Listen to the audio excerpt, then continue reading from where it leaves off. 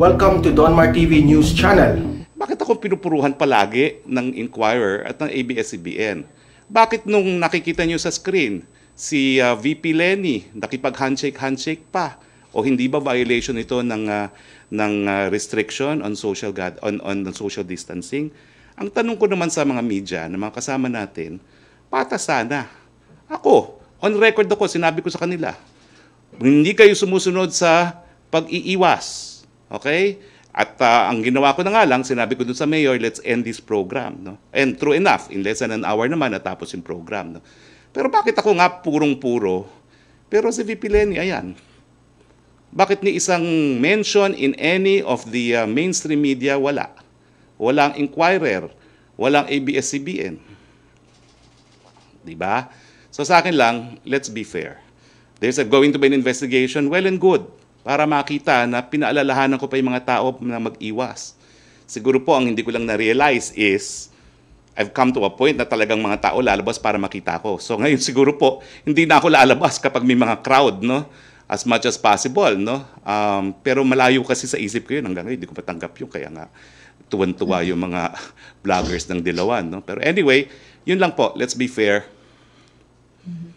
Sir, while we do not know the circumstances surrounding yung sa events ni Vice President Lenny, I think the main consideration is that there was indeed a mass gathering with protocols violated. But sir, in another topic, sir, naalala ko lang, sir, kasi last time when you had Congressman Suarez as your guest, he called you as Senator Roque. Then he took it back, sabi niya sa 2022 pa raw pala. So the question is, will you be running for Senator in 2022, Senator, Secretary? After what I've seen with the kind of media reporting and the kind of trolls that the opposition has, I'm looking forward to retirement from government service. Alam niyo po, buong buhay ko, I've always been a private person. I only became a government employee when I became a congressman in 2016, and I'm happy to say that actually I have been there and done that, and I look forward to having my privacy again come 2022. Pa-clarify daw po what exactly is the President accusing the so-called legal fronts of doing since being affiliated with the Communist Party is not by itself a crime. What crimes did these legal fronts commit, if any? Well, it may not be a crime, but they have consistently been lying. Kasi nga sinasabi nila yung mga legal fronts nila have nothing to do with the CPP. Eh ako naman, hello, since the time of Cory, na decriminalize na nga yung pagiging member ng CPP. Come out with it and admit, oo, member kami ng Communist Party of the Philippines. But the crime is the New People's Army, because that is the crime of rebellion, taking up of arms against the government, killing civilians and soldiers. So, ang hirap kasi sa kanila, hindi mo naman kasi mahihiwalay talaga yung CPP sa NPA, kaya nga ang mga statements nila always signed CPP-NPA. So, yun po yung illegal doon. The fact is, kung ikaw ay member ng CPP, pwede ka maging legal, but you have to renounce the use of arms. Eh magagaling naman sila sa parliamentary politics, na i-elect naman sila, pinakamarami sila sa party list groups. Bakit hindi pa nila i-renounce yung use of arms? Yun lang pong hinihingi. Pero habang hindi nila ni-renounce at habang sila po ay nakikibahagi pa dito sa paggamit ng dahas at sandata laban sa Republika, kriminal po yan. Pero first and foremost, let's be honest. Tigil na yan na nagsisinungaling pa sila na red tagging. Red naman talaga sila, sabi ni Presidente. At katotoo naman po yan eh. Ang hinihingi lang natin, you can be a red without necessarily endorsing the use of arms. Second question po ni Laila Salaveria, now that he has branded several groups as communist fronts, what does he plan to do about them? Well, yun lang po. Unang-una, to expose their lies. Personal knowledge po yan, ha? Si Congressman Zarate cannot deny that. Matagal na sila magkakakilala. At saka ang presidente mismo admitted more than once na he was part of the legal front. Yung precursor ng karapatan. He was head of that group in Davao. So alam niya yung link between these legal fronts, kaya nga legal po, para kunwari hindi sila kasapi, dun sa CPP-NPA. Ang problema nga po kasi, the Communist Party does not stand alone in this country. Otherwise, they will run for party list.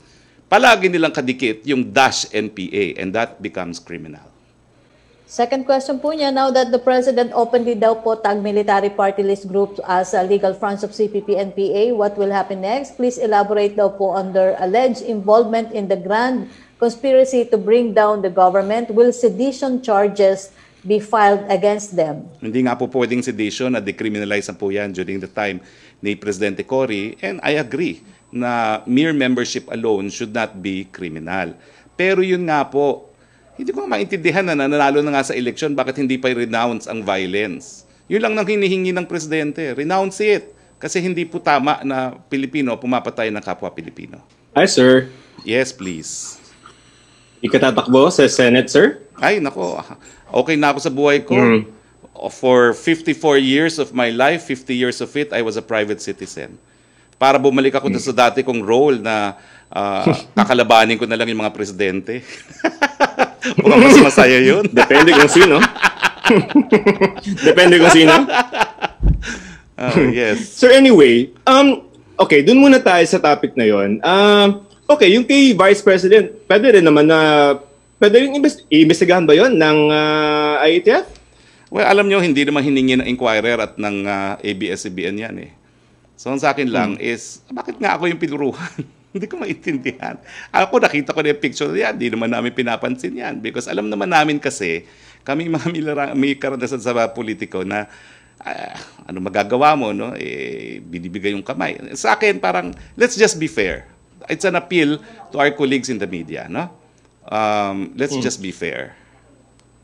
So, super last, yung pong makabayan ng say, ang sinasabi nila is yung mga itong tirades ni Presidente is to discredit them in the coming elections.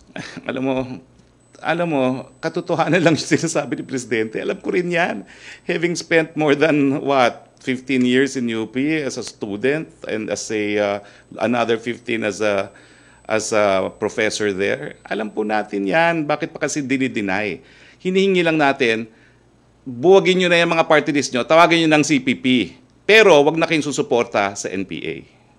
Dahil yung pagsuporta sa NPA makes it illegal. Tanong po ni Chris Susena Remate Online, reaction po sa sinabi ni Bayan Muna Party List Representative Carlos Zarate na diversionary tactic lamang ang mga pag-atake ni Pangulong Rodrigo Duterte sa ilang mga mambabatas para mawala ang mga mahalagang issue sa mata ng publiko. Inilarawan pa niya si Pangulong Duterte bilang dumi ng aso. Sinabi pa ni Zarate na hindi bago ang pag-atake ng Pangulo sa kanyang mga kritiko sa weekly address at kahapon nga ay sila naman ang target ng mga tirada nito. Magpakatotoo ka. That's all I can say and I have to say to him.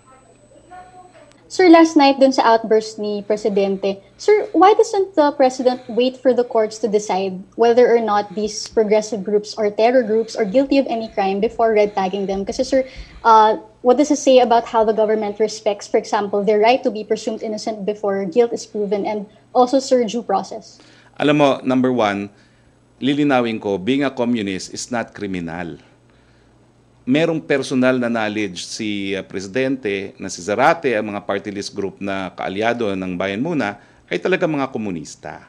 Ulitin ko po, ang problema lang dyan, yung CPP-NPA. So there's no need for the President to wait for a court judgment kasi yung mere membership sa CPP, hindi naman po yan makakarating sa hukuman. It's the fact that there is really a tie that binds the CPP with the NPA. So, hindi po yan red tagging. It's a statement of fact dahil may personal experience po si Presidente, lalong-lalo na si Congressman Zarate. In that case, sir, if hindi naman problema yung being part of the CPP, then why is the President so angry? And if then you say that the issue at hand is membership in the NPA, diba, yung renouncing armed struggle, then why doesn't the government first prove that they actually are involved in armed struggle before railing about them and parang labeling them as parang conspirators, co-conspirators of the NPA? Nakakabuisit kasi nga nagsisinungaling pa na hindi sila mga komunista. Komunista sila talaga, hello. Kaya nga naiinis yung Presidente. Now, as to whether or not we need to prove that NPA is engaged in an armed struggle, again, hello. Sino ba naman ang kailangan pa ng pureba na the NPA is engaged in armed struggle? No, sir, that these people are engaged in armed struggle. Well, kasi kaya sir, nga, these groups have actually announced armed struggle Kaya nga po, hinihingi ng Presidente, ni SND, i-renounce lang nila yung armed struggle. Walang problema. So yun nga, nag-renounce na po sila sa Senate hearings. For example, si Teddy Casino was saying that Bayan is not engaged in armed struggle or violent overthrow of the government. I mean, is this not enough? They should say that the NPA should not engage in armed struggle. Okay? How will the Palace po respond to the fresh reminder of the CHR that red tagging endangers lives and that there must be a delineation between those who think differently against government and those who have taken up arms against government?